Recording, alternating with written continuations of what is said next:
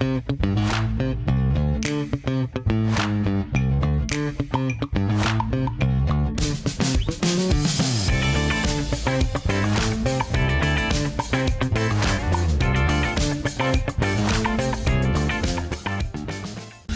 kopla, kita ngobrol sampai kelar. Salam tangguh demi kemanusiaan. Bertemu lagi bersama saya, Ketut Parwate, di podcast Koplar.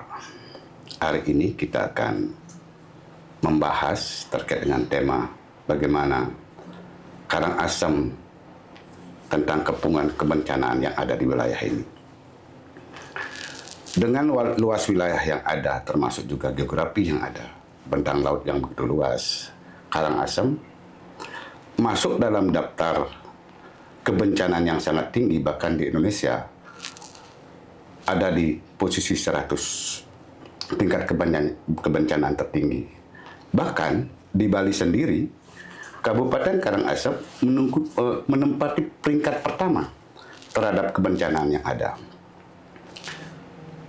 Risiko-risiko yang ada bukan hanya menyangkut tentang gunung api, bukan juga terkait dengan longsor dan pohon tumbang, termasuk juga ancaman bahaya tsunami yang ada. Pada peralihan musim seperti sekarang, terkait musim pancaroba, tentunya Kabupaten Karangasem tingkat kerawanan kebencanaannya juga sangat tinggi. Nah, kali ini di studio kami kedatangan tamu yang sangat berkompeten. Beliau adalah Kepala Pelaksana BPBD Kabupaten Karangasem, Bapak Ide Bagus Ketut Arimbawu. Selamat datang, Pak. Selamat datang, Om Swastiastu, salam tangguh. Salam tangguh, Pak. Senang saya, Pak, kehadiran Bapak di sini. Berharap dalam segmen kita beberapa jam ke depan nanti bisa memberikan edukasi kepada masyarakat terkait kebencanaan yang ada. Mungkin Pak, mengawali sebelum kita masuk ke tema kebencanaan, mungkin kita sedikit mengawali, terutama di peralihan musim seperti sekarang, Pak, yang kadang-kadang kita nggak tahu siangnya begitu terang benderang, terus dalam sekejap Karangasem menjadi gelap. Nah, bagaimana menyikapi terkait dengan perubahan cuaca yang terjadi sekarang terhadap anomali yang ada, Pak? Bisa, Pak, gambarkan sedikit itu? Ya, baik. Terima kasih atas kesempatan yang diberikan pada kami selaku Kalaksa BPBD Karangasem untuk melakukan edukasi ya melalui podcast Koplar yang memang saat ini mungkin menjadi salah satu mungkin media yang bisa memberikan edukasi dan informasi kepada masyarakat. Jadi untuk peralihan cuaca saat ini memang diakibatkan adanya perubahan siklon ya. Jadi ada namanya siklon cuaca atau badai siklon yang memang jarang terjadi di wilayah terjadi di daerah Khatulistiwa, tetapi akibat perubahan alam badai sehingga siklon ini timbul di daerah yang berkhatulistiwa yang dikenal dengan badai siklon tropis. Jadi tiba-tiba, artinya ini siklon tropis ini sifatnya tidak berlangsung terus, tetapi sifatnya hanya singgah dan lewat. Nah, tiba-tiba kan terjadi panas terik matahari, tiba-tiba hujan disertai dengan angin kencang. Nah, itu yang terjadi, dan sesuai dengan informasi cuaca dari BMKG memang di bulan September ini kita akan memasuki musim penghujan. Tetapi baru melalui masa transisi. Desember maksudnya ya? Desember ini. Baru transisi dari musim kemarau ke hujan, dan tidak tutup kemungkinan masih terjadi juga tiba-tiba kemarau atau cuaca anomali namanya. Tiba-tiba hujan. Nah, kemungkinan musim hujan, nanti musim hujan atau puncaknya diperkirakan Januari sampai dengan Februari. Nah, ini yang perlu kita antisipasi bersama-sama agar masyarakat selalu waspada dan siaga mengantisipasi hal ini. Apalagi potensi kita kan mungkin tertinggi di Bali ya. Potensi bencana yang tertinggi ya. Ada 12 potensi ancaman dari 14. Bahkan hasil podcast dari portal dari BPBD, kita punya potensi juga tsunami. Dengan likuifaksinya juga ada di wilayah perairan pantai kita. Nah ini untuk potensi ancaman tsunami ini masih kami berkoordinasi dengan Badan Geologi di Bandung untuk mohon data-data hasil kajiannya agar disampaikan kepada kami sehingga kami ada nanti pegangan sebagai dasar. Paling tidak nanti pimpinan Bapak Bupati bisa mengambil kebijakan-kebijakan atau langkah-langkah apa yang dilakukan untuk mengantisipasi terhadap ini. Karena wilayah pantai kita yang kurang lebih 87 km ini kan wilayah daerah wisata. Nah, mungkin nanti langkah-langkah apa yang diambil. Ini kami masih menunggu hasil koordinasi dengan Badan Geologi di Bandung. Mudah-mudahan segera informasi ini dapat diberikan. Ini juga sesuai dengan hasil arahan pimpinan untuk memastikan benar apa tidak ada likuifaksi. Kembali kepada peralihan cuaca tadi, Pak. Kira-kira untuk di Karangasem, daerah mana yang paling signifikan terkena dampak ini, Pak? Peralihan cuaca ini. Ya, untuk peralihan cuaca sebenarnya secara umum kita kan sudah memetakan potensi bencana yang kalau hujan peralihan ini pasti semua terdampak di Karangasem. Bahkan kejadian bencana dari Agustus kemarin sampai dengan kemarin tanggal 10 hari ini itu sudah 63 titik yang mengalami kerusakan, baik rumah, fasilitas umum lainnya. Jadi untuk dampak bencana ini hampir semua punya potensi, hampir merata. Seperti longsor mungkin yang kita sering terjadi di wilayah Dusun Sege, karena di sana daerah pergerakan tanah. Itu hampir setiap tahun. Kemudian Dusun Batu Gede di Sedudu Timur. Itu memang karena posisi tanah kemiringannya sangat vertikal, kemudian juga tanahnya labil. Konturnya ya. Itu tanahnya. Kemudian di Besakih karena daerah berpasir. Besakih itu di Temukus karena berpasir sering terjadi juga longsor dan Sideman. Jadi hampir semua kecamatan. Kemudian banjir bandang mungkin sudah kita ketahui juga wilayah Seraya. Walaupun pada saat musim kemarau, jadi sungai itu kering, sungai mati kita katakan. Tetapi pada saat musim penghujan itu akan mengakibatkan banjir bandang yang membawa air disertai dengan material, baik pasir maupun batu-batu kecil. Di wilayah Kubu juga demikian.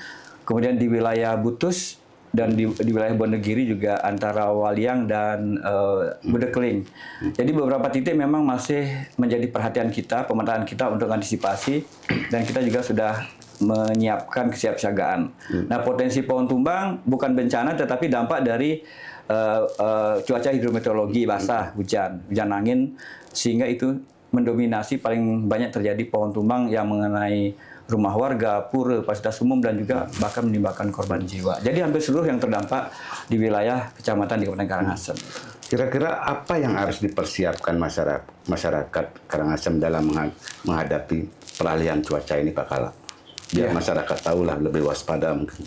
Ya, kami sampaikan dalam rangka penanggulangan bencana bukan hanya tugas pemerintah melalui BPBD, tetapi ini menjadi tugas atau urusan bersama. Jadi sudah sering kami sampaikan lewat berbagai media, juga dalam podcast hari ini di Koplar, saya mengharapkan kepada masyarakat. Yang pertama sebenarnya langkah-langkah kecil ya, tetapi sangat bermanfaat.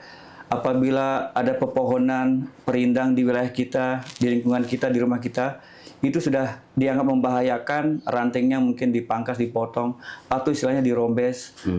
Kemudian kalau sudah lapuk, jangan lagi menunggu buahnya habis. Kan banyak kejadian demikian.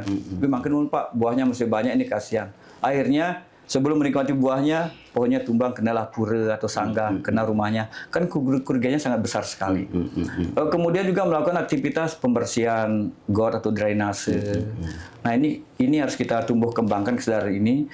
Artinya, mari kita tumbuhkan sadar bencana, budaya sadar bencana. Artinya memang dari diri kita yang harus kita melakukan mitigasi dari awal. Jangan hanya berharap dari pemerintah. Kan lingkungan paling kecil kan masyarakat. Nah, itu upaya-upaya itu harus dilakukan oleh masyarakat. Apalagi yang tinggal di bantaran sungai, kemudian di pinggiran pantai, itu harus juga melakukan aktivitas dengan penuh kewaspadaan dan hati-hati. Artinya, mitigasi ini adalah juga tugas bersama di dalam mengurangi risiko bencana. Gitu. Berarti peralihan cuaca ini masih berlangsung sampai Januari ya? Sampai Februari nanti, ya Februari. Tentunya langkah mitigasi masih tetap dilakukan. Mitigasi kami berbagai langkah kami lakukan ya. Bukan hanya pemangkasan pohon, tetapi juga melatih masyarakat, anak-anak sekolah melalui KIE, komunikasi, informasi, dan edukasi.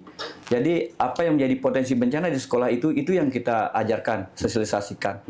Kalau di pinggir sungai, kan ada yang di pinggir sungai kayak di Ulakan. Jadi pada saat hujan nih paling tidak anak-anak ini tidak melakukan aktivitas di pinggir sungai. Bantaran sungai ya. Seperti di Sege, di sana daerah rawan longsor, sepanjang jalan itu longsor 6 kilo. Kami mengarahkan kepada kepala sekolah, juga dinas pendidikan, apa tidak ada baiknya ada kebijakan pada saat hujan lebat, di sana potensi longsor sangat tinggi karena pergerakan tanah. Mungkin pada sebelum hujan sudah mendung tebal, anak-anak dipulangkan lebih awal. Ini untuk keselamatan mereka, bukan mengurangi semata-mata jam belajar. Jam belajar kan bisa diberikan PR. Jadi edukasi ini lewat Desa Tangguh Bencana kami melakukan, kemudian juga bekerja sama dengan Badan Riset Jepang untuk melakukan mitigasi pengurangan risiko bencana gunung api. Jadi dengan IPB kami bekerja sama untuk pengurangan risiko anak sekolah SMP 3 di Butus yang memang tergerus. Jadi banyak hal yang kita lakukan, sudah lakukan bersama, satu melalui dana APBD, dana APBD provinsi.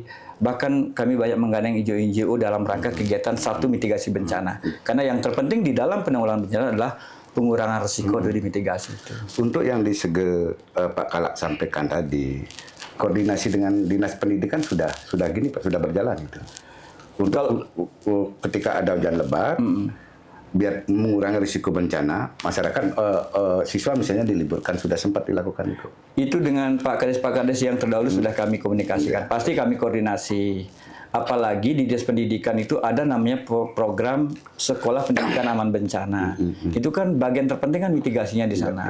Tetapi mungkin anggaran di Dinas Pendidikan mungkin masih terbatas ya di sekolah, sehingga lebih banyak kami yang bergerak, termasuk juga kami para KKN yang ada di Bunutan kemarin, kami arahkan untuk mengedukasi anak-anak itu. Pertama, untuk melakukan simulasi. Yang terpenting di dalam bencana itu kan simulasi yang sering dilakukan, sehingga mereka tahu mana potensi bahaya, kemana harus mereka melakukan evakuasi.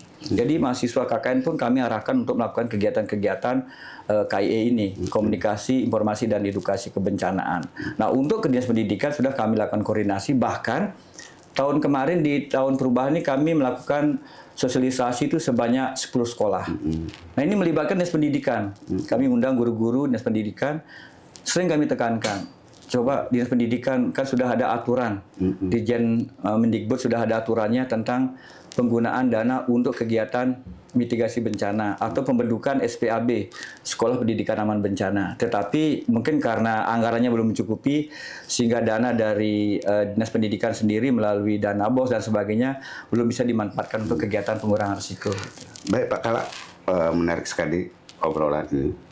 Kita jeda sejenak, tetap di Koplar.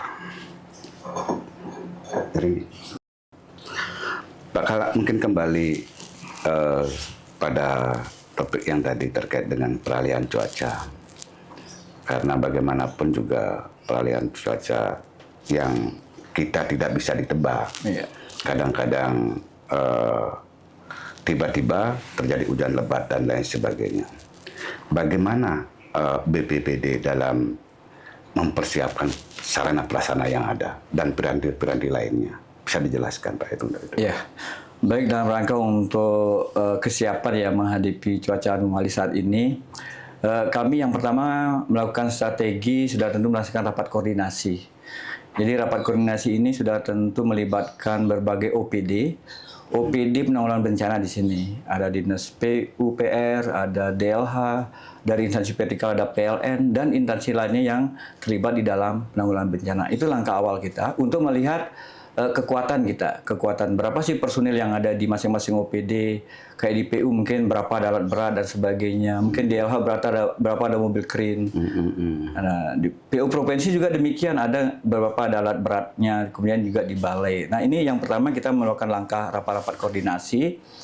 Kemudian kesiapan kami di BPBD Karangasem, kami punya tim reaksi cepat yang siaga, yang kami istilahnya 247 ya. Jadi siaga 24 jam. Itu ada 30 personil kami yang berjaga setiap malam, dibagi dalam 3 shift ya, 30 orang. Nah, untuk kesiapan itu kami memang BPBD, saya ingin jelaskan BPBD itu bukan instansi teknis, tetapi sebagai badan. Ya, yang fungsinya melakukan koordinasi seperti itu intinya. Artinya kalau terjadi bencana, ada jalan kabupaten, ada longsor, gitu. Jadi kami koordinasi dengan PU Kabupaten. Mereka akan memegang alat beratnya. Untuk kami sarana, kami ada senso, kurang lebih ada 15 senso yang sudah siaga. Kemudian juga ada mobil rescue yang beroperasi mungkin hampir setiap hari untuk penanganan bencana, ada 2 unit, ada dapur umum juga 1. Artinya kalau memang ada kondisi tanggap darurat, ada pengungsian, kami punya dapur umum yang mobile, yang bisa digerakkan setiap saat. Mobil tangki air untuk musim kekeringan. Yang terpenting juga kami punya alat peringatan dini juga untuk kesiapsiagaan kita. Alat peringatan dini sebagai informasi baik yang mau terjadi bencana maupun yang sudah ada bencana. Seperti alat pergerakan tanah, alat peringatan dini yang ada di Dusun Sege. Ada 2 titik di sana. Apabila kapasitas air melebihi dari normal atau keretakan lebih dari 10 cm, berarti itu ada potensi longsor. Alat itu kan berbunyi sebagai alat peringatan dini. Ada alat peringatan dini juga erupsi gunung api agung. Kami ada 2, 1 di Pucang dan 1 di Besaki.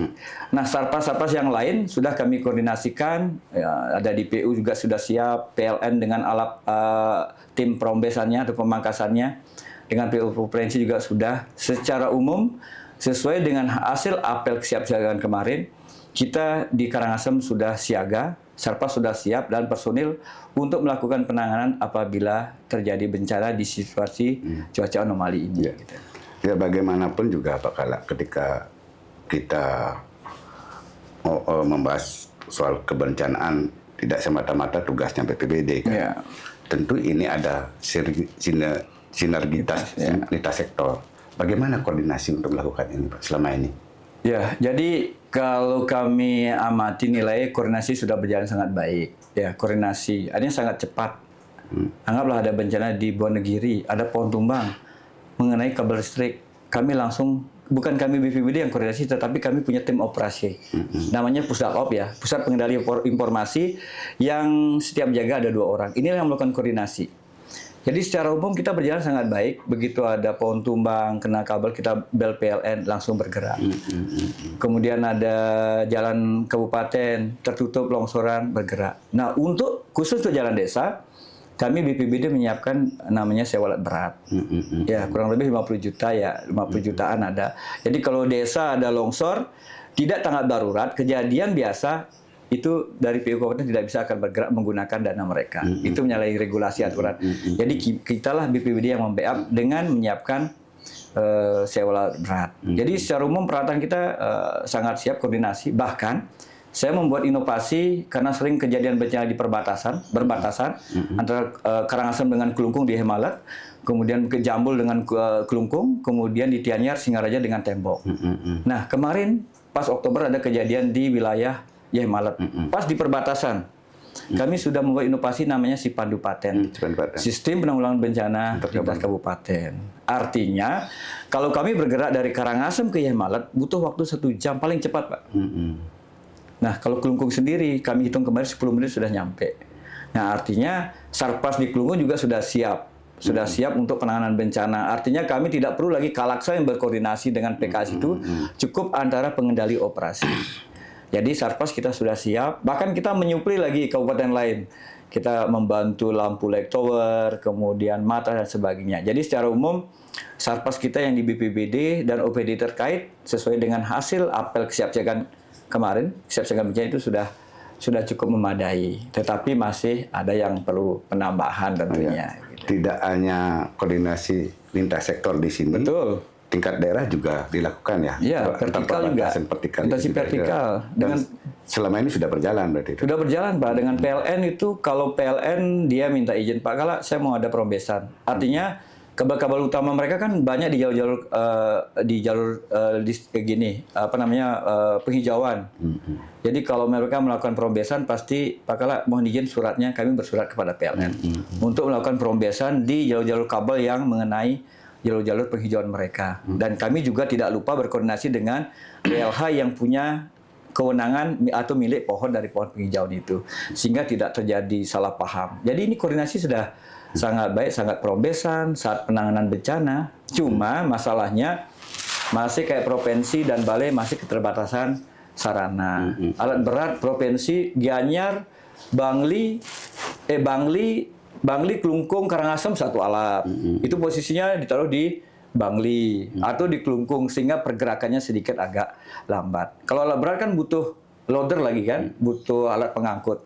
Jadi tidak seperti mobil langsung meluncur. Itu aja harusnya kan sudah tahu cuaca ekstrim, anomali, minimal mungkin di Karangasem dari provinsi menaruh alat satu, dari balai satu. Itu aja masih kurang. Dari segi peralatan. Kalau pergerakan kita, segi personil sudah sangat bagus. Gitu aja. Pak Kala, terkait dengan kebencanaan di Karangasem, menurut risiko indeks yang ada di Indonesia, Karangasem menempati peringkat 100 Indonesia tingkat kebencanaan yang ada, bahkan di Bali menempati peringkat pertama. Ya. Bisa dijelaskan Pak Kala terkait dengan potensi kebencanaan yang ada di Karangasem? Iya. Jadi kalau potensi bencana, ya kita tertinggi di Bali ya. Potensi ancaman ada 12 dari 14. Seperti gunung api, potensi tertinggi gunung api saat ini. Walaupun masih sudah level normal, level 1, tapi masih paling menjadi potensi ancaman tertinggi. Kemudian ada gempa bumi yang memang kita punya wilayah-wilayah patahan yang sering terjadi. Kemudian ada gelombang pasang, tsunami. Tsunami kita sudah memasang juga alat peringatan yang namanya radar maritim. Kita bekerjasama dengan BMKG yang dipasang di wilayah Ulakan dan di Serai Tengah. Seandainya terjadi gempa di laut, ada peringatan tsunami, alat ini akan memperingatkan. Kemudian ada banjir. Nah, banjir ada juga banjir bandang. Nah, ini antara banjir dan banjir bandang ini ada perbedaan. Kalau banjir bandang itu membawa material batu dan pasir, dan airnya mungkin sangat keruh juga, sangat bersiko. Kemudian kekeringan, kita ada wilayah Kubu yang sering kebakaran lahan kemarin sempat juga. Kemudian ada angin juga, angin kencang. Kemudian ada non alam seperti virus COVID-19 kemarin dan kegagalan teknologi. Itu yang dimaksud dengan teknologi adalah kita punya depo Pertamina yang memang dan sempat terjadi kebocoran sehingga mencemari sumber-sumber warga di sekitarnya. Jadi itu 12 potensi yang ada di wilayah kita. Secara potensi, kalau namanya indeks risiko bencana, nah indeks risiko bencana dengan potensi lain. Indeks risiko itu ada penilaian-penilaian khusus. Ya, ada 71 variabel, ada 226 pertanyaan. Nah, indeks risiko ini untuk Karangasem sekarang ada di posisi nomor 5 di Bali. Nomor 5 ya? Ya, walaupun kondisi bencana tinggi, ya? Tetapi indeks risiko kita turun gitu. Ya? Indeks risikonya turun ya? Iya, turun nomor 5 kita. Artinya posisi di tengah-tengah. Walaupun punya potensi bencana tinggi, tapi IRB kita ada di posisi kelima. Ini artinya bahwa pemerintah Kabupaten Karangasem melalui BPBD dan instansi terkait penanggulangan bencana sudah melakukan langkah-langkah pengurangan risiko mitigasi. Dari kesehatan ada namanya puskesmas, apa nih ya? Kayak kita tahu desa tangguh bencana kita bentuk, ada dewata tanah, desa wisata dan sebagainya. Ini mengurangi terhadap indeks risiko. Artinya kita sudah melakukan kegiatan pelatihan dan simulasi. Itu kuncinya. Karena kita banyak melakukan kegiatan mitigasi bencana, sosialisasi ke sekolah, kemudian membentuk desa tangguh bencana. Ada permintaan dari desa juga untuk menguatkan kapasitas mereka. Kemudian ada dunia usaha yang memang meminta kita untuk melakukan penguatan kapasitas. Ini semakin banyak kegiatan mitigasi, maka indeks risiko itu kita akan semakin menurun. Nah, kalau IKD namanya indeks ketahanan daerah kita semakin bagus. Berarti semakin bagus karena memang semua OPD yang terlibat ini sudah melakukan program-program penanggulangan bencana sesuai dengan tupoksi mereka masing-masing. Jadi IRB kita di posisi kelima. Jadi mitigasi kita kuat. Ini bukan hanya melalui dana APBD kabupaten, tetapi kalau saya mau jujur lebih banyak kita melibatkan juga para NGO baik nasional maupun tingkat internasional. Itu akan punya nilai khusus. Karena kita tidak hanya tergantung dengan APBD, tetapi juga dalam kegiatan mitigasi, pengurangan risiko juga bisa mencari sumber-sumber lain dari pihak ketiga. Dalam beberapa bulan belakangan, bencana yang ada di Karangasem cenderung didominasi oleh tanah longsor dan pohon tumbang. Bagaimana penanganan yang dilakukan sebenarnya? Ya, untuk kejadian saat ini ya sampai tanggal 10 ini memang didominasi oleh cuaca hidrometeorologi basah. Yaitu adanya pohon tumbang yang dikabarkan oleh hujan deras dan disertai angin kencang kan gitu. Kemudian yang kedua ada longsor. Nah, upaya kami kalau kami berbicara tentang tugas teknis sebenarnya BPBD ini kenapa selalu bergerak karena kami punya tim TRC yang siap siaga 24 jam. Jam 1 malam pun ada informasi dari masyarakat saya bergerak. Cuaca ekstrim itu kalau banyak kejadian saya pasti menginap di kantor untuk memberikan support teman-teman. Artinya di sini sebenarnya bukan hanya tugas BPBD di dalam penanganan pohon tumbang, Betul. di sini juga ada damkar, Pak. Damkar. Damkar itu salah satu kegiatan di samping penyelamatan juga penanganan pohon tumbang. Coba nanti di Kemendagrinya ada. Tetapi selama ini masih kami yang melaksanakan karena damkar juga masih penanganan kebakaran. Kedepannya kita akan dorong biar jangan sampai menyalahi aturan. Nah, kenapa kami selalu bergerak cepat? Karena kami berpikir kalau ada pohon tumbang di wilayah Sayangambu, kemudian kalau kita masih menunggu tim yang lain yang belum punya tim reaksi cepat, itu akan sampai pagi mungkin tidak tertangani. Apa yang kami pikirkan, yang kami tanamkan kepada pasukan kami TRC, seandainya kamu punya saudara akan dirujuk keluar Kabupaten Karangasem, entah ke Denpasar, ke Kelukung, terus kayu itu masih membentang di jalan, tidak bisa tertangani, saudara kamu tidak bisa lewat, tiba-tiba dia meninggal, bagaimana perasaan kamu? Jadi kami bawa perasaan mereka ke sana. Nah, sehingga malam jam berapapun kita tangani pohon itu. Yang terpenting sekali lagi adalah di sini adalah mitigasi, Pak. Mitigasi itu bukan hanya tugas BPBD, kembali lagi ada kewenangan gitu, itu yang memang bikin sedikit ribet. Kalau jalan kabupaten, kalau di wilayah perkotaan itu adalah tugas dari DLH kabupaten, perindangannya untuk pemangkasan dan pemotongan. Untuk jalan provinsi ya provinsi dan balai itu masih ada kewenangan.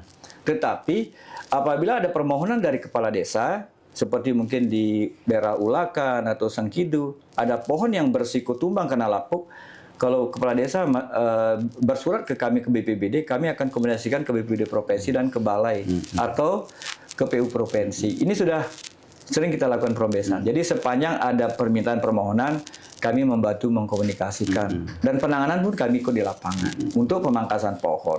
Nah, untuk longsor ini sebenarnya kita sudah melakukan langkah-langkah penghijauan juga sudah, Pak. Penghijauan, terutama kita ingin banyak menanam namanya rumput vetiver.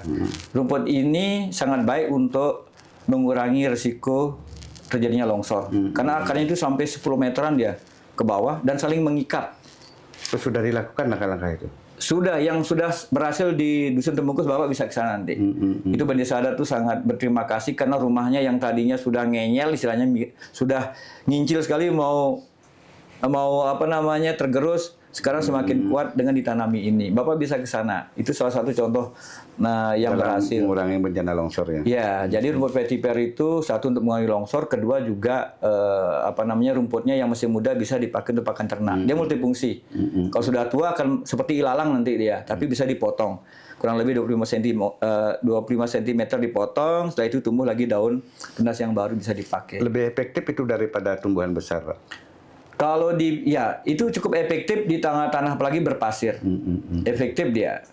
Tetapi itu kan hanya untuk di pinggir-pinggiran aja. Yang daerah-daerah kalau pohon terlalu besar juga di pinggiran sekali kan beresiko dia. Karena resikonya emad lah istilah Balinya itu kan, pungkat dia. Tapi kalau rumput ini kan ringan dia. Tapi rumput akarnya mengikat dan penanamannya pun tidak boleh lurus, Pak, harus miring gitu ya. Ini akan saling mengikat nanti. Akarnya juga, ya ini sebagai filter air juga. Itu akarnya sampai dengan 10 meteran dia panjangnya. Nah, itu sudah kami lakukan dengan disege. Cuma yang disege ya mungkin kurang terawat, kurang terjaga sehingga belum maksimal walaupun sudah ada tumbuh. Tapi yang betul-betul berhasil adalah di wilayah Desa Adat Tembungkus yang kami juga sudah bentuk di sana sebagai Desa Adat Tangguh Bencana, sebagai percontohan Desa Adat Tangguh Bencana untuk kami lakukan di salah satu di Kabupaten Karangasem. Barangkali selama melakukan penanganan bencana, terutama longsor dan pohon tumbang, barangkali ada kendala yang sempat dihadapi baik dari segi peralatan maupun SDM yang ada. Terutama di tanah longsor. Ya, jadi kalau pohon tumbang mungkin tidak terlalu banyak kendala karena peralatan kami juga sudah cukup ya. Ada 15 dan personil juga. Intinya kalau di BPBD begini, seandainya TRC ini yang 10 orang berjaga, mereka kewalahan, kami akan tarik regu berikutnya, Pak. Penebalan istilahnya. Pernah kejadian satu hari 30 titik, akhirnya kami tarik semua. Kalian bawa pakaian, bawa ransel, bawa pakaian, kita tidur di kantor bersama-sama menginap 3 hari. Itu wajib, tidak ada istilah tidak ada yang tidak bisa.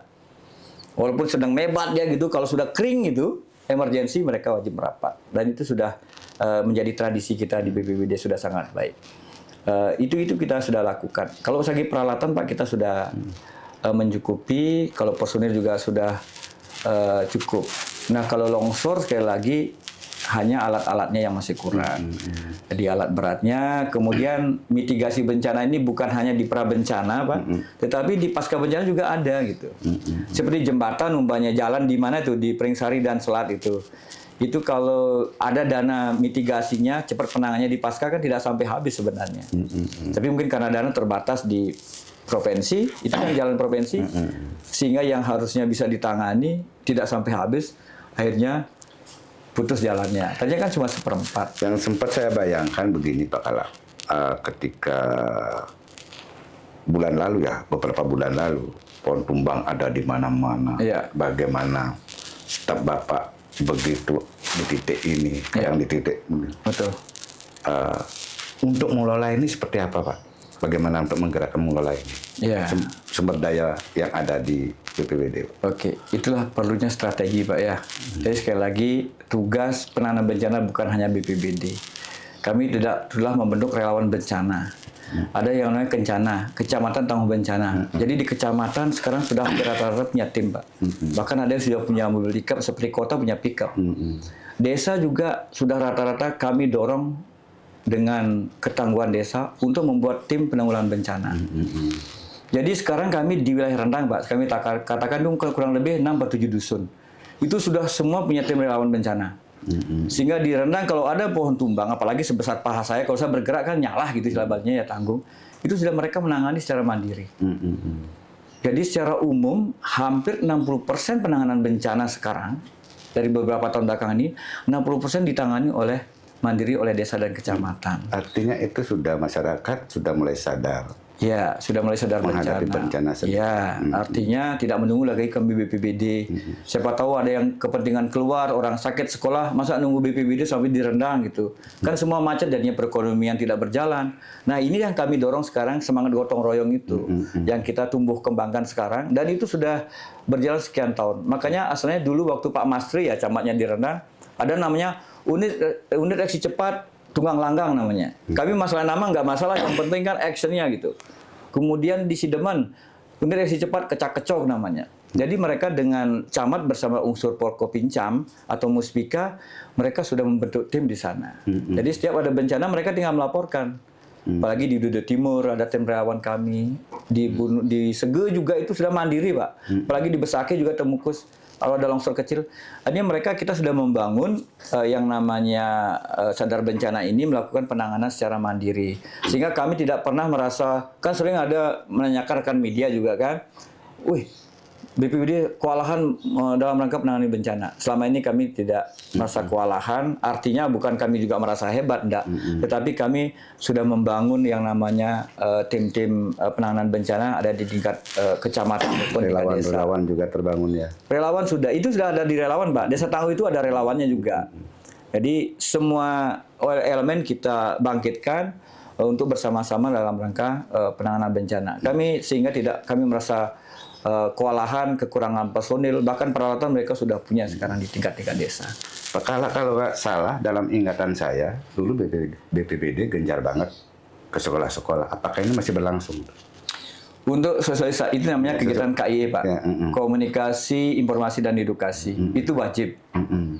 Yang kami katakan tadi, harusnya juga dari Dinas Pendidikan bisa memfasilitasi, membuat program kegiatan sekolah pendidikan ramah bencana. Nah, kami tahun ini di perubahan kemarin ada 10 sekolah yang kami sebar, itu kami sebar ke seluruh kecamatan. Jadi program itu tetap berjalan sepanjang memang ada anggaran, satu dari anggaran APBD. Tetapi karena anggaran terbatas juga dari pusat ada efisiensi, kami selaku Kalaksa tidak mau berdiam diri bersama teman-teman, para kabid dan sekretaris. Jadi kami banyak melakukan edukasi, sosialisasi, penguatan desa Tangguh, penguatan kecamatan Tangguh, dan penguatan anak-anak sekolah. Itu banyak dana-dana dari para NGO dan yayasan. Kami banyak gandeng, Pak. Banyak gandeng beberapa yayasan, bahkan yayasan internasional kita gandeng. Itu mungkin kemudahan kita di dalam berkomunikasi sehingga menghasilkan, membuahkan kegiatan-kegiatan melalui rekan-rekan pihak ketiga. Gitu. Baik, Pak Kala, semakin menarik obrolan kita. Kita jeda sejenak. Tetap di Kopla. Pak Kala, kembali kepada penanganan kebencanaan, terutama di pohon tumbang dan longsor, apakah dari BPBD sendiri ada penanganan skala prioritas atau bagaimana itu? Misalnya mana yang diprioritaskan ketika ada kasus kejadian yang banyak ini? Ya, baik, di dalam penanganan bencana memang kita sudah ada SOP Pak ya. SOP apabila kejadian lebih dari 1, 2 atau bahkan 5, kita ada skala prioritas untuk penanganan. Yang pertama sekali, apabila ada korban jiwa, itu menjadi prioritas Pak. Harus kita selamatkan. Korban jiwa itu harus diselamatkan, walaupun itu yang terdampak adalah rumah atau di jalan kecil ya. Walaupun di jalan besar juga ada bencana. Nah, ini kita prioritaskan penyelamatan nyawa warga dulu. Itu menjadi prioritas. Yang kedua juga apabila terjadi bencana di banyak titik, kemudian ada di jalan nasional, yang sebagian mungkin di jalan desa dan kabupaten, tetap kita membuka akses yang utama adalah prioritas jalan utama. Kenapa demikian? Karena kami, seperti kita ketahui, bahwa siang, malam, pagi, kadang-kadang kan ada ambulan yang membawa rujukan ke luar kabupaten. Nah, seandainya ada ambulan lewat, tidak ada penanganan, kan itu membahayakan nyawa manusia. Nah, itu yang menjadi prioritas kita. Siapa tahu juga ada pejabat-pejabat yang hadir yang punya waktu yang terbatas. Kan perlu waktu dan ruang. Juga pariwisata juga, karena itu kan berdampak ekonomi. Kalau itu macet terlalu lama, nanti orang mau berwisata tidak bisa datang atau balik, mereka juga akan membawa pesan yang negatif terhadap pemerintah kan gitu ya. Kok penanganannya lama sekali, terutama tamu-tamu asing ini. Nah, ini ada prioritas skala yang harus kita tangani di dalam penanggulangan bencana. Satu, memang ada korban jiwa menjadi prioritas yang paling utama. Kemudian jalan-jalan nasional yang memang dipakai akses umum oleh berbagai masyarakat. Itu yang kita sampaikan. Terkadang kan begini, dengan luas wilayah Kabupaten Karangasem dan tingkat SDM masyarakat juga yang ada juga, kadang-kadang kan masyarakat masih ada kesulitan mereka untuk melapor ketika mereka menjadi korban bencana, misal pohon tumbang. Kemana mereka harus melapor? Apakah dari kepala desa atau langsung direct ke gini? Apakah ada semacam kontak untuk itu? Ya. Jadi untuk setiap kejadian musibah atau bencana, sebenarnya kami sampaikan tadi, kami punya tim Pusdalop, Pusat Kendali Informasi yang memang siaga 24 jam. Di sana ada nomor call center juga ada. Kemudian kami membuka berbagai media sosial seperti Instagram, ada FB. Yang intinya dari manapun laporan itu masuk, kami pasti terima. Kalau memang perlu penanganan cepat, ya mungkin langsung ke call center kami di 0363 22173. Kami juga sudah membangun grup BPBD Kepala Desa, BPBD Camat, BPBD Intasi Vertikal. Jadi kami semua bangun melalui media sosial ini, sehingga informasi apapun yang terjadi itu bisa kami cepat respon. Nah, cuma kami berharap dengan masyarakat, kalau itu melaporkan, kalau kami memang lewat telepon, kami minta data, tolong juga diberikan. Artinya kita menghindari, pernah kejadian, dibilang ada pohon tumbang, setelah kami ke lokasi itu tidak ada sama sekali. Itu pernah terjadi, tapi belakangan sudah tidak pernah. Nah, itulah kami tujuannya kenapa setiap informasi yang masuk, kami harus rekam nama dan nomornya. Bahkan untuk kecepatan kami dalam penanganan bencana, setiap perbekal yang melaporkan lewat grup kami wajib untuk mengirim foto memakai open kamera dengan titik koordinat. Karena kan ada juga yang melaporkan sedang di rumahnya, melaporkan, Pak terjadi bencana ini, di mana Pak lokasinya tepatnya? Oh, kami menerima dari kabel kami atau kepala dusun. Nah, sekarang kita wajibkan, Pak. Ada titik koordinatnya. Apalagi ada listrik lagi, kabel yang terkena pohon tumbang, sehingga PLN pun akan sangat cepat. Nah, ini pengalaman kami juga di wilayah salah satu desa di pelosok, ada tiang listrik yang sangat miring, Pak. Dia minta bantuan kepada BPBD. Kami apapun kami fasilitasi, koordinasikan. Pak, mohon fotonya di sini, titik koordinatnya atau dengan open kamera. Sampai 2-3 jam tidak ada informasi, PLN udah paling, Pak, dia mencari ini. Bingung dia mencari. Akhirnya udah, Pak, jangan ditangani. Kalau dia protes, biar protes, kami kepada BPBD, kami akan jelaskan. Jadi ini kerjasama kan harus terbangun. Jadi silahkan ke call center kami di 03632633 atau melalui media sosial apapun. Ke kami pun, saya sering menerima informasi bencana. Jam 1 malam, jam 2 malam, kami pasti respon. Saya punya HP ini sudah 2 kali ganti baterai ini. Karena tidak pernah off gitu. Off paling ngecas saja 1 jam. Jadi silakan kemanapun informasi itu diberikan, disampaikan, kami akan respon. Cuma satu, kalau memang ada kebakaran, tolong langsung ke pos damkar. Jangan ke kami, karena kecepatan api itu sangat cepat meluas kalau ada kebakaran. Masih ada juga yang melapor ke BPBD. Jadi saya harus melapor lagi ke damkar. Damkar lagi menghubungi yang melapor. Nanti dibilang baru datang terlambat, dibilang polisi India lagi rekan-rekan di damkar. Nah, khusus untuk kebakaran, silakan hubungi call center di damkar. Gitu. Jadi informasi dari manapun kami akan terima dan kami pasti respon. Gitu. Bakal ketika penanganan bencana kan tidak semata-mata saat bencana, tapi pasca bencana ini harus dilakukan. Seperti apa yang dilakukan selama ini, penanganan di pasca bencana? Ya, di pasca bencana ini kan ada namanya kerusakan infrastruktur ya. Kalau itu ada jalan, jembatan dan sebagainya, kalau tidak tanggap darurat, itu kami koordinasikan dengan Dinas PUPR. Entah itu kewenangan PUPR Kabupaten, Provinsi, atau Balai Jalan Nasional. Itu kalau memang infrastruktur yang rusak. Tetapi kalau rumah rusak, rumah, fasilitas umum, atau tempat ibadah atau pura, atau tembok penyengker yang bersiko berbahaya, kami bisa melakukan penanganan bantuan melalui BPBD. Jadi saat ini kami sudah membuat inovasi untuk memberikan bantuan sosial tak terencana kepada masyarakat melalui dana APBD Kabupaten Karangasem. APBD tahun 2025 di perubahan. Dulu kita kan ngajukan ke gubernur, Pak. Sekarang dari sini.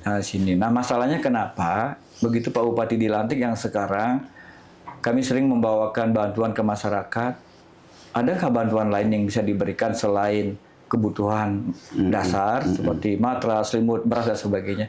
Bisa, Pak. Di sini ada namanya dana bantuan sosial tak terencana yang selama ini kami mohon ke gubernur. Nah, akhirnya ada arahan 100 kerja. Salah satu 100 kerja Bupati adalah membuat Perbub. Peraturan Bupati bantuan sosial tak terencana berupa santunan dan perbaikan fasilitas umum dan rumah.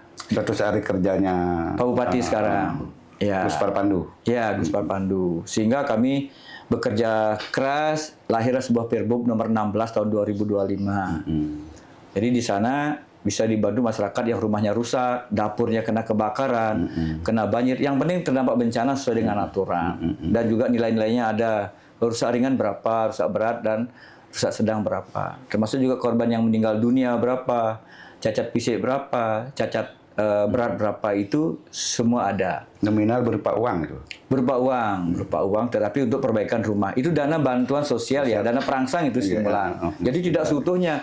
Kalau dinilai itu 50 juta rusak, tidak semua dibantu, tetapi stimulan ya. Ya, stimulan. Nah, dana ini sudah mulai berlaku. Kalau dulu di provinsi butuh waktu pencairan 3 sampai 6 bulan, Pak. Jadi lelah masyarakat dengan yang ini kok lama sekali. Nah, kita juga tidak menyalahkan karena provinsi melayani semua kabupaten kota. Kan gitu. Jadi puluhan, ratusan proposal masuk. Nah, dengan adanya inovasi ini, arahan dari Pak Bupati Gus Parguru Pandu ini, dari September kemarin sampai dengan Agustus ini sudah 63 proposal yang kita tuntaskan. Dan sebagian besar sudah cair. Itu cuma butuh waktu paling lama 3 minggu. 3 minggu ya? Ya, coba bandingkan 3 minggu dari 3 bulan bahkan 6 bulan kan gitu ya. Jadi masyarakat kena kebakaran rumahnya rusak, kalau menaik pimpinan, menaik ini kan gitu. Jadi itu salah satu manfaat yang sangat positif yang saya rasakan, bisa membantu masyarakat dengan cepat. Mempercepat ya? Mempercepat, Pak. Sepanjang, nah itu lagi, keaktifan dari kepala desa dan kawil, kemudian ada verifikasi dari inspektorat, baru minta persetujuan dari bupati, nota dinas baru dicairkan. Artinya di sini bukan hanya tugas BPBD, tetapi juga peran di tingkat bawah. Ya, betul. Nah, untuk kecepatan ini kami sudah melatih para perangkat desa, perangkat desa, karena proposal akan berproses di desa, Pak. Iya, betul. Jadi semua contoh proposal kami udah masukkan di laptop dan komputer masing-masing. Ini untuk percepat proses. Nah ini sudah masuk semua. Kemudian aparat desa kemarin kita latih bagaimana cara mengajukan proposal yang baik, cepat dan tepat. Itu sudah kita lakukan sehingga dapatlah hasil yang kita rasakan sekarang. Masyarakat juga sangat berterima kasih karena proses pencarian ini sangat cepat. Dari 60 proposal. 63. 63. Iya. Sudah clear semua. Iya. Apa masih ada? Ada beberapa yang masih proses pencairan sekarang. Tapi sudah menandatangani rekening ya, menandatangani amprahnya sudah. Jadi sudah. Kemudian ada yang meninggal dunia. Nah, termasuk pasar di Menange ya. Itu sudah berproses sekarang, Pak. Udah menunggu pencairan. Nah, itu namanya bantuan sosial. Namanya bantuan pemulihan ekonomi. Di samping yang kerusakan rumah, pura dan sebagainya, kemudian ada yang santunan meninggal, cacat tetap dan fisik, juga adanya pemulihan ekonomi. Artinya bukan gedungnya, tokonya yang dinilai, tetapi barangnya. Kuda berapa nilai dagangannya ini gitu. Nah itu akan dinilai, itu akan dibantu. Itu sudah menunggu pencairan juga. Jadi dengan kecepatan ini masyarakat sangat merasakan gitu, merasa terbantu dengan kehadiran pemerintah. Dan kami BPBD kan cuma tugasnya fasilitasi. Dan juga. ini semua diselesaikan dari pemerintah kabupaten kan? Iya, betul. Nah, kabupaten seandainya, kami kan cuma menyiapkan anggaran 1,8 Pak. 1,8 berkaca dari kejadian saat mengusulkan ke provinsi. Nah, apabila dana ini kurang nanti, ya kami pasti mohon ke provinsi juga. Kalau memang sudah habis, dana ini digunakan di dana BTT, belanja tak terduga yang ada di Kabupaten Karangasem. Tetap. Pak Kala, terkait kebencanaan, bisa dihitung nggak estimasi rata-rata kerugian yang dialami, baik kerusakan bangunan maupun korban jiwa yang ada dalam setahun ini? Iya. Data dalam setahun ini bisa nggak dihitung rata-rata? Bisa, kalau kami kan punya dashboard laporan Pak ya. Mungkin sudah kami kirim ke rekan-rekan media. Jadi kalau itu kan estimasi Pak. Estimasi ya. Jadi estimasi kerugian itu sampai rata-rata 1 tahun itu sampai 6M Pak. 5 sampai 6M. Kemudian korban jiwa rata-rata sampai 8 orang. Nah, ini yang meninggal ini sebenarnya mungkin mereka lagi ya namanya di jalan ya apes gitu. Itu kebanyakan orang kebetulan melintas di kebun. Tetapi pada saat cuaca yang tidak baik gitu, tidak bersahabat, mereka melintas tiba-tiba pohon rebah. Kemudian di Bungaya saya nggak tahu itu, saya nggak sempat ke lapangan. Di Bungaya ada meninggal berapa? 3 ya.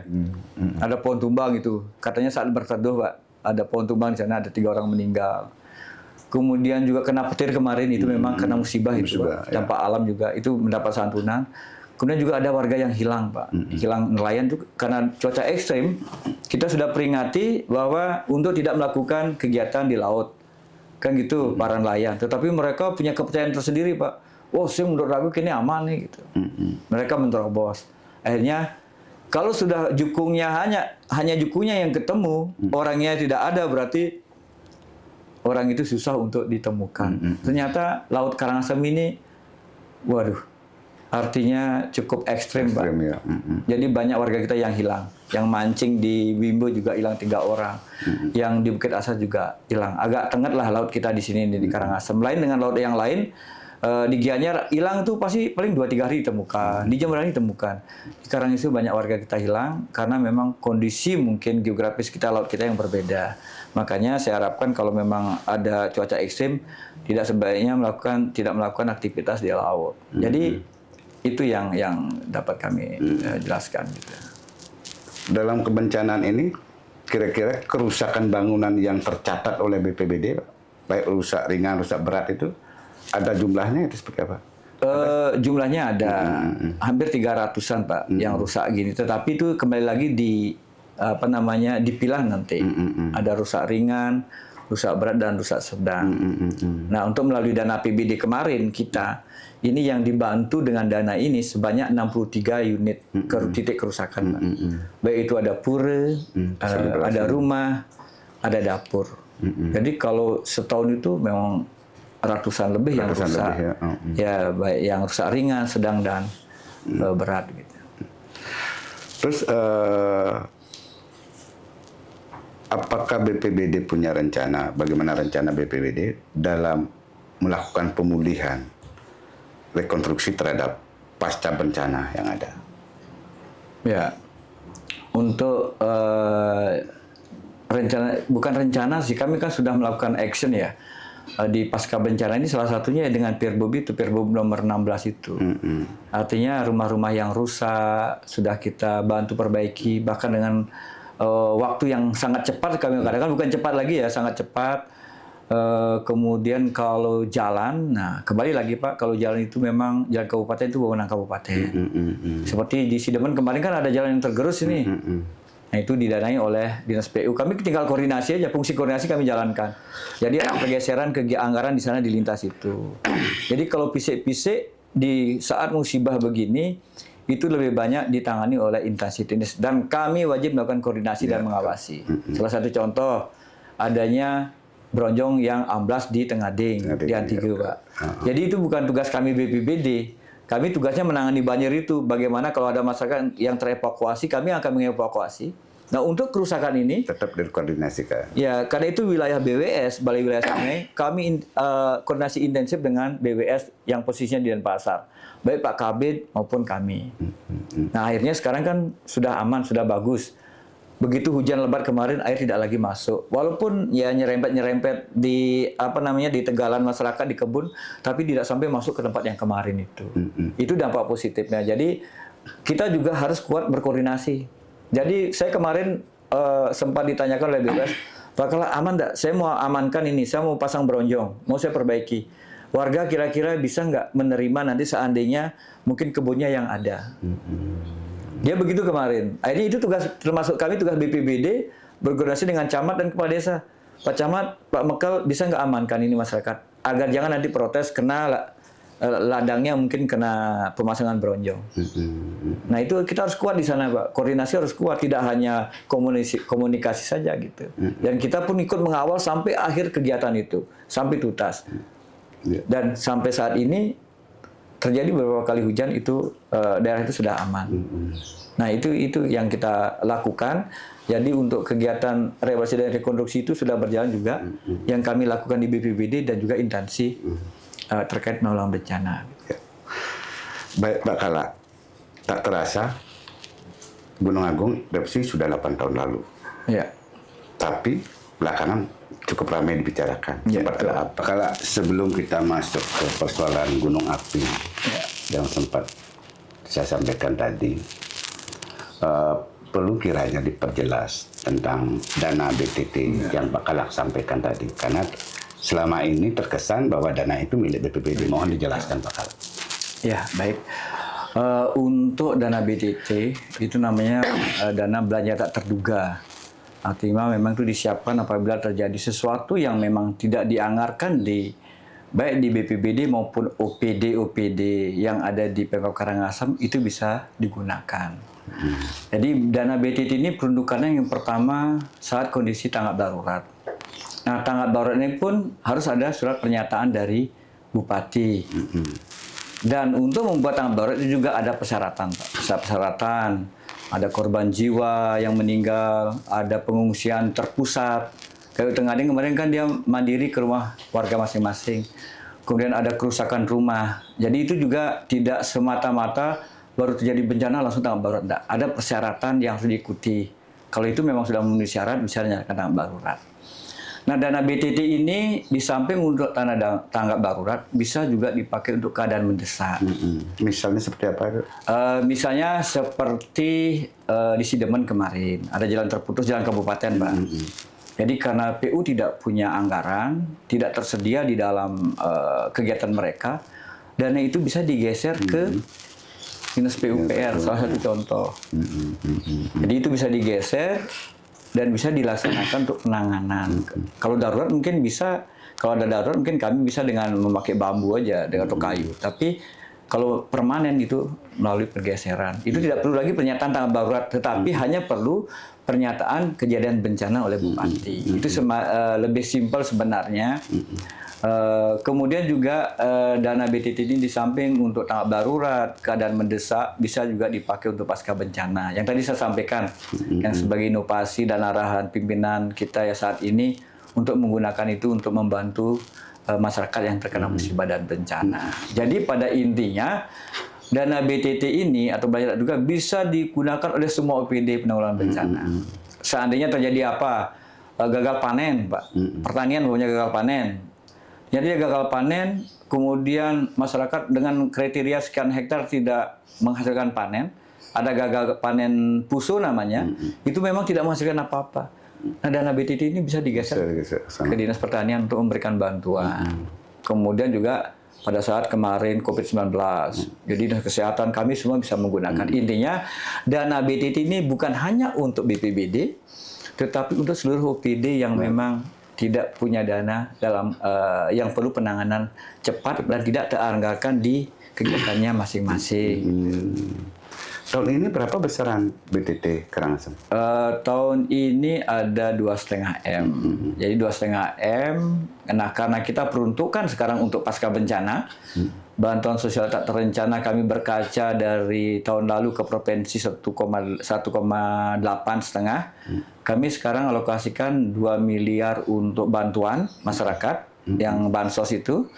Yang 5 miliar untuk tanggap darurat dan keadaan mendesak. Itu. Jadi dipilah anggarannya. Yang 2025 ini? 2026 Pak nanti. 2026 ya? Kalau 2025 2,5 M.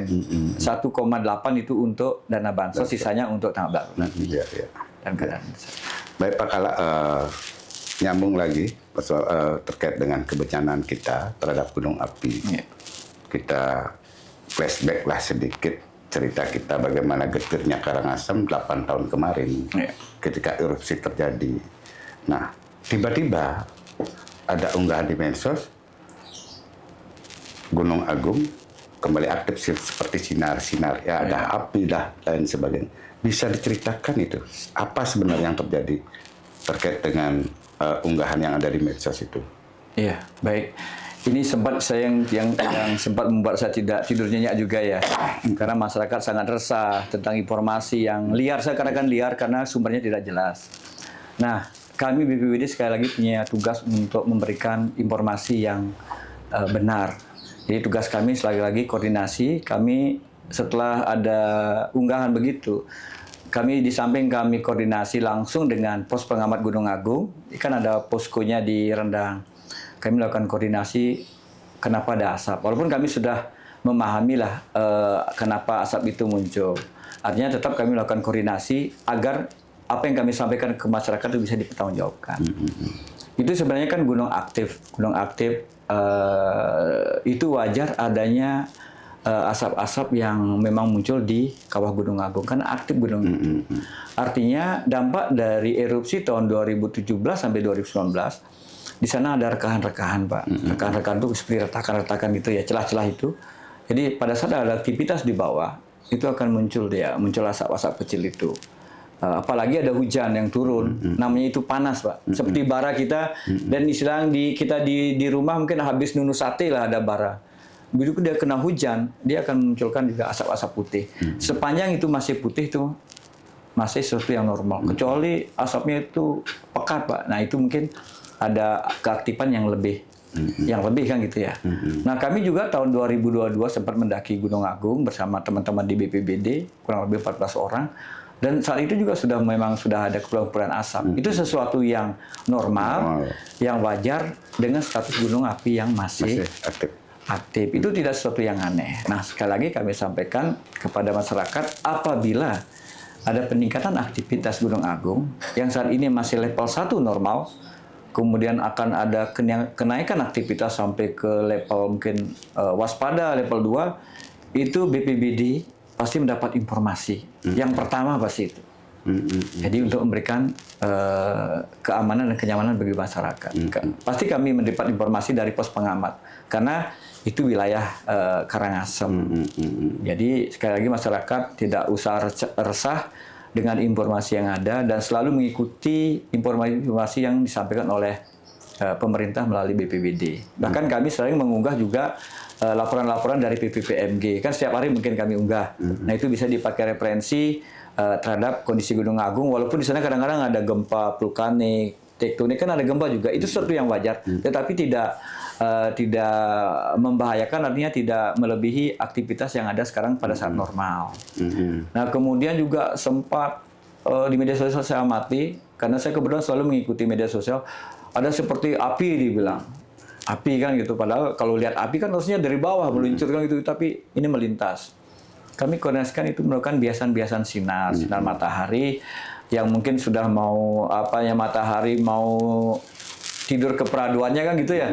Jadi kebetulan ada awan, akhirnya mancarlah sinar ini ke awan-awan itu, sehingga ini dikatakan Gunung Agung keluar api. Ini membuat resah juga. Saya berusaha semaksimal mungkin mengcounter terhadap berita-berita hoax yang ada di media sosial. Saya langsung jawab juga di media sosial, tapi sekali lagi saya pasti koordinasi ke BPMG atau ke pos pengamatan Gunung Agung, dan itu kalau memang sangat urgent saya langsung ke sana biar mendapat informasi yang fresh dari pos pengamat. Jadi komunikasi kita sangat baik. Begitu ada apapun kami minta penjelasan. Oh, ini lupa kalak begini kondisinya. Nah, itulah artinya masyarakat sekali lagi jangan terlalu cepat menerima informasi yang tidak jelas sumbernya. Silakan tanyakan kepada kami ke BPBD atau ikuti informasi kami di media sosial. Setiap hari kami mengunggah bagaimana kondisi aktivitas Gunung Agung setiap hari. Kalau ada aktivitas sedikit pun, ada aktivitas kenaikan jam berapapun, pasti kami berikan informasi pada masyarakat. Gitu. Pak Kalak bisa bernostalgia sedikit terkait bagaimana terkait gunung api Gunung Agung yang sudah 8 tahun ini mungkin dari BPBD. Di sana ada getirnya, kadang-kadang kita ada rasa sedikit bangga ketika bisa kita menjalankan tugas dengan baik, bisa review kembali apa yang dilakukan saat itu gitu. Ya, kalau saya harus jujur juga ya bicara kepada masyarakat. Saat tahun 2017 erupsi pertama, kita sebenarnya berkilas balik. Saya saat itu juga mendengar berita informasi bahwa Gunung Agung terjadi erupsi besar tahun 63 ya terakhir, dan akan terjadi erupsi lagi 100 tahunnya gitu ya. Jadi saya juga memegang itu gitu, entah informasi dari mana. Akhirnya walaupun kita sudah melakukan kegiatan kesiapsiagaan, simulasi, tapi masih terbatas. Sehingga begitu terjadi erupsi, kita panik semua. Padahal saya sudah menyiapkan jalur evakuasi sudah bersama tim di kantor BPBD, tetapi hanya kita kolap ya. Jadi saya akui saat itu memang kita belum banyak melakukan satu sosialisasi edukasi. Yang kedua juga rambu belum ada sama sekali, belum ada rambu-rambu. Simulasi juga masih sangat minim, mungkin cuma 2 kali yang saya lakukan seingat saya di sana. Nah, artinya kita dari awal kejadian memang belum siap untuk menghadapi bencana. Di awal sehingga kami mengarahkan lewat komunikasi, lewat HT dan lewat HP kepada camat dan perbekal untuk mengarahkan masyarakat pun saat itu kami merasa kurang mampu. Artinya tidak bisa mengarahkan tanpa rambu gitu. Masyarakat ini harusnya ke timur, ini ke barat larinya, akhirnya terjadilah tabrakan di mana-mana. Kemudian kami arahkan yang utama mengungsi adalah di KRB 3, yang paling di atas kan, yang paling berbahaya 6 kilo. Yang 6 kilo turun. Ternyata yang di bawah juga panik. Itu karena memang belum kesiapan kami juga di BPBD saat itu untuk melakukan edukasi dan sosialisasi. Tapi sekarang dengan kami bisa melakukan inovasi bekerja sama, salah satu dengan Hot America ini, kami sekarang sedang menguatkan kapasitas BPBD sendiri untuk belajar pemetaan. Ini Pak Kabid kami juga ikut di sana. Artinya kami akan membuat jalur-jalur evakuasi dengan sistem pengungsian berbasis banjar. Nah, pengalaman dari tahun 17-19 itu, dulu mengungsi, begitu ada pengungsian, kita buka tenda di Ulakan, Mbak, mungkin masih ingat di Ulakan ya, lapangan Ulakan. Kita pasang dari pagi sampai siang, sore, petang, atau malam tiba-tiba hujan, hanyut semua di jadinya barang-barang orang. Jadi sudah kena erupsi gunung api, lagi kena banjir gitu. Yang di lapangan Ulakan itu ya? Ya, jadi tenda semua hanyut. Jadi belajar dari itu, ternyata kami lirik, ternyata kita banyak punya balai banjar, balai masyarakat. Nah, kami sekarang sedang berproses membuat pengungsi berbasis Banjar. Artinya kalau terjadi erupsi gunung api yang tidak pernah kita harapkan, jadi masyarakat tidak lagi mengungsi di Bali-Bali Banjar, Pak. Di apa namanya, di tenda-tenda. Tapi Bali Banjar ini yang sudah kita petakan ini, nah di sana akan mereka kita taruh ungsikan. Umpamanya Gunung Agung naik ke status waspada. Warga yang tinggal di kilometer 7 agar melakukan pengungsian. Berarti dia turun ke 8 dan 9. Bali Banjar sudah kita data sekarang, sedang berproses. Kami kerjasama dengan Hot America, bahkan kami dibantu di Madron, Pak, untuk memperkuat staf kami di BPBD untuk melakukan pemetaan. Nah, hal yang kami paling rasakan selaku bagian dari peran di dalam penanganan bencana itu, yang pertama, kami kan lebih banyak di posko, Pak. Di posko, kami bersama TRC kami, kalau kami jujur dengan Basarnas, kami yang paling merasakan tidur setahun di sana, Pak. Mungkin teman-teman yang lain mungkin sudah bisa pulang kan. Tapi kami punya ada tanggung jawab yang besar yang harus saya emban, yaitu untuk menyelamatkan masyarakat dan menjaga logistik yang ada di posko Madu saat itu. Jadi saya tidur saat itu, saya tidak pernah tahunya kamar, kasur saya nggak tahu selama setahun. Saya hanya punya kenangan satu buah palbet yang sampai sekarang masih saya simpan. Sampai palbet itu lobang, Pak. Karena saya tidur kan pakai sepatu nggak terasa. Jadi saya selalu setia menemani teman-teman TRC yang berjaga, yang memang juga setia sekali kepada kami. Misalnya kami tidur, siang malam tidak pernah kami meninggalkan mereka. Karena tanggung jawab kami setiap ada aktivitas gunung, kami harus melakukan informasi kepada masyarakat. Itu yang paling menyentuh saya. Saya merasa hebat, tidak pernah ada rasa itu, tetapi saya hanya merasakan syukur saya bisa membantu masyarakat, walaupun mungkin ada kata terlambat, ya, karena kita baru pertama saat itu mengalami musibah yang cukup besar dan melayani masyarakat yang ada di seluruh Bali, mungkin yang mengungsi saya sempat datangi. Intinya itu yang paling menjadi kesan saya di sana, masih tetap berdiri tegak, mendampingi teman-teman di sana, walaupun saat itu berat badan saya turun sampai 4 kilo, Pak. Karena apa? Jam 3 pagi ada logistik datang dari Jakarta, Pak Kala tangani gitu. Jadi tidur itu mungkin bagi saya mungkin hanya beberapa jam dalam semalam, dan itu 1 tahun saya rasakan. Sampai akhirnya posko itu bubar. Itu yang paling saya rasakan pada saat terjadi erupsi Gunung Api Agung. Tetapi ada cerita menarik juga di dalam penanganan COVID-19, Pak. Ini mungkin kita bercerita ya. Jadi pada saat saya menangani COVID-19, ada rekan-rekan kita yang namanya PMI. Di saat hari pertama kita hinapkan di Ramayana, di demo dari jam 10 malam, jam 4 pagi baru bisa masuk. Malam-malam, ya. Hujan lagi itu. Ya, itu ada warga lokal juga, tapi karena mereka terlalu banyak menonton TV, tiba-tiba dokter pun mati di rumah sakit. Bahasa mereka kan begitu. Kita katakan ini tidak menular. Ini sudah dicek kesehatannya, sudah sehat. Itu di TV-nya dokter aja bisa mati kan gitu. Jadi berita-berita di media itu sangat membuat masyarakat panik. Akhirnya hari kedua tidak bisa kita tempatkan di Karangasem, kita cari hotel di Kuta, Pak. Saya masih ingat Eden Hotel, Eden Hotel namanya. Di sana kurang lebih 75 orang yang saya terima saat itu. Pada saat registrasi dia baru datang, 75 orang, tidak ada orang pun yang ada di samping saya saat itu. Jadi saya registrasi sendiri, masih manual, belum pakai laptop, membriefing mereka, 75 orang, kemudian mereka tinggal di City Hotel yang lantai 5. Begitu selesai saya masukkan, nah sopir saya jadi saksi, Pak Boang. Dia moto pun jaraknya 5 meter enggak berani, Pak. Jauh dia moto gini. Pak Boang ambil dokumentasi untuk bukti saya gitu. Saya briefing dan sebagainya. Yang terakhir saya rasakan saat itu, begitu saya nyampe di sana, mereka harus makan, Pak. Baru datang dia. Walaupun sudah di screening, sudah sehat. Harus makan, udah makan, mereka nanti sakit karena udah datang dari jauh. Saya berpikir, dengan siapa saya harus membawa makanan ini dengan hotel yang di lantai sampai lantai 5. Saya tarik satpam, orangnya besar. Pak, bantu saya dorong ini. Aman saya, Pak? Aman saya katakan. Entah aman dan tidak, saya juga nggak tahu. Karena saya nggak tahu tentang kesehatan pada saat itu. Bapak ini pakai masker. Kalau nggak kuat lapis 3, lapis 2. Ini sarung tangan. Bapak bantu dorong saya bilang. Nah, dari 75 orang yang saya bantu saat itu, Pak, bawakan makanan saya sendiri saat itu. Cuma saya nggak ada dokumentasinya. Hanya 3 orang yang mau buka pintu langsung. Udah gitu buka pintu, saya nggak lihat mukanya Pak, hanya tangannya begini keluar. Sampai air mata saya menetes saat itu. Saya bilang, nggak usah takut, saya ini petugas, resiko itu pasti ada. Dia nggak mau Pak keluar. Pak terima kasih, hanya tangan. Saya ingat dengan film-film hantu itu kan begitu. Itu yang saya rasakan Pak, paling rasakan itu. Wih, kok begini ya gitu. Nah itu saya juga dibuatkan cerita oleh teman saya di apa itu ya, dibuatkan cerita dulu tentang penanganan itu. Mungkin yang lain-lain mungkin ya penanganannya berjalan gitu. Tapi itu yang saya rasakan, suka duka saya. Kalau dukanya nggak usah lah gitu, sukanya nggak usah. Duka-duka itu, tapi bagi saya itu duka itu bukan artinya membawa dampak negatif pada saya, enggak.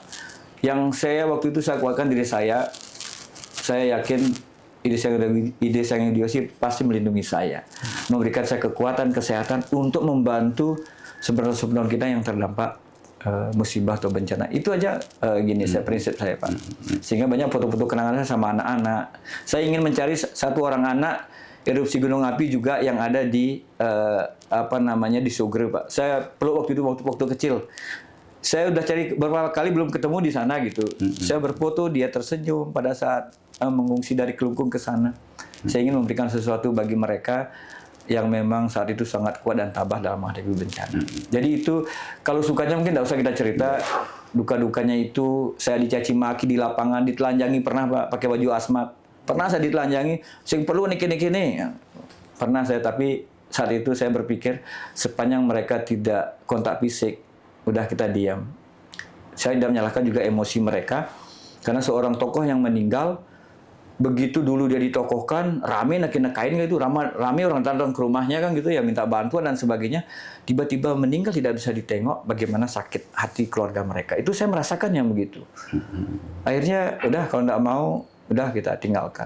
Jadi dan hal-hal yang banyak yang saya dapatkan, mobil mau dibakar saat Covid, banyak yang terjadi. Tetapi sekali lagi, apapun tujuan saya itu ingin membantu masyarakat agar jangan sampai terinfeksi oleh COVID-19, juga tidak terdampak erupsi gunung api saat ini. Itulah dukanya saya, sukanya nggak usah cerita gitu. Karena di dalam bencana tidak ada yang namanya suka gitu, pasti banyak duka yang kita alami, dan itu memang sudah tugas yang harus saya lakukan sama teman-teman begitu.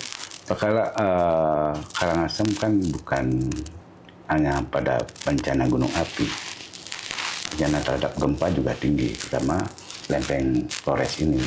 Bahkan katakanlah terdekat. Bagaimana kasus Bali yang terjadi? Bagaimana pengalaman yang terjadi di sana? Kalau untuk gempa bumi ya kami sampaikan tegaskan, satu-satunya bencana yang tidak ada alat peringatan adalah gempa bumi. Tidak pernah ada gempa bumi. Kalau tsunami masih ada sirene kita, Gunung Agung masih ada. Gempa bumi itu tidak ada sama sekali. Nah, kembali lagi di dalam gempa bumi ini memang kita tidak bisa memprediksi kapan terjadi karena kita juga punya patahan Pak ya. Di Karangasem jalur gempa juga ada. Makanya di Jalan Ngurah Rai itu banyak yang rusak ada gempa. Kami hanya sekarang saat ini termasuk gempa di Ban kemarin, kita maunya mereka relokasi Pak. Karena mereka kan di sana ada sesar gerak namanya. Itu tembus ke Kintamani Pak. Saya sudah kaji bersama Badan Geologi, instansi yang memang berkewenangan untuk itu. Saya waktu itu hadir di Agundang. Ini ada sesar gerak Pak. Nah kami ingin relokasi masyarakat, tetapi kembali lagi kita orang Hindu, mohon maaf orang Hindu, dia kan punya pura sanggah yang sudah puluhan tahun, ratusan tahun ditempati. Itu memang agak susah sekali untuk menggeser mereka. Sehingga upaya yang kita lakukan adalah satu, hanya menguatkan kapasitas mereka. Satu, kapasitas fisik bangunan dengan membangun rumah aman gempa yang kami bantu fasilitasi 292 unit Pak. Sudah jalan? Sudah selesai Pak, tahun 2023 sudah selesai. Itu bantuan dari pemerintah pusat, kurang lebih 19 miliar 200 juta, 50 juta per kepala, per kakak yang dapat. Itu tipe rumah 36.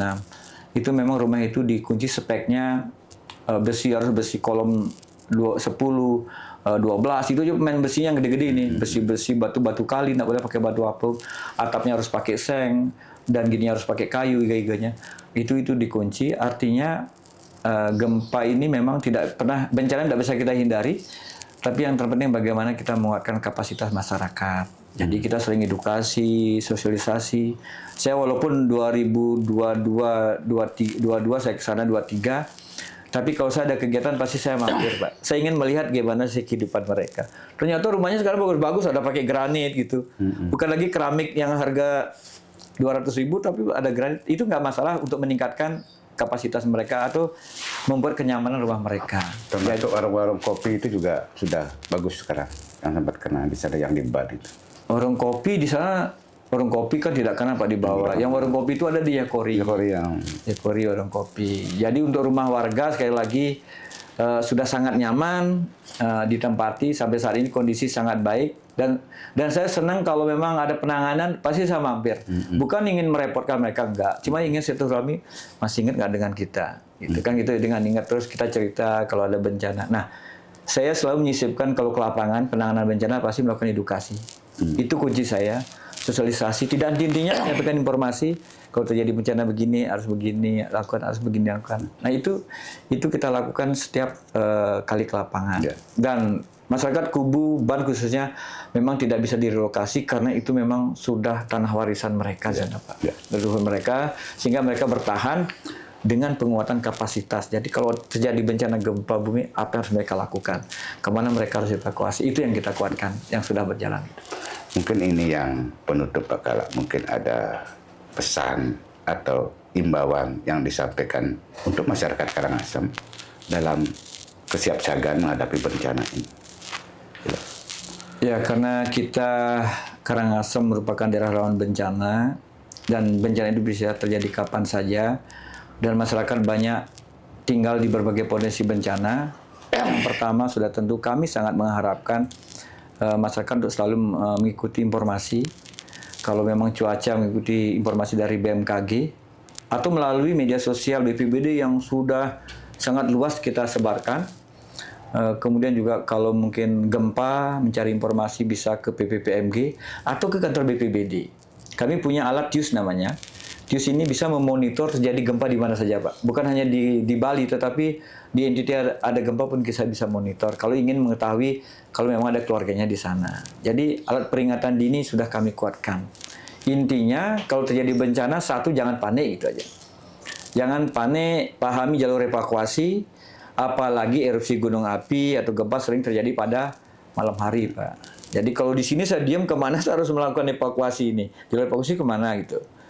Nah, itu harus kita pahami, kemudian tetap waspada dan siaga. Dengan kita selalu waspada dan siaga, saya yakin kita akan terhindar nanti dari bahaya-bahaya bencana yang memang mengelilingi kita. Jadi kita berada di daerah bencana, yang perlu kita kuatkanlah kapasitas kita masing-masing bersama keluarga. Terima kasih Pak Kala, sudah panjang lebar bagaimana baik menyangkut edukasi terhadap masyarakat, bagaimana penanganan kebencanaan yang sudah dilakukan. Terima kasih sudah hadir di podcast Koplar. Ya, sama-sama Pak. Terima kasih atas kesempatannya ini untuk berbagi informasi.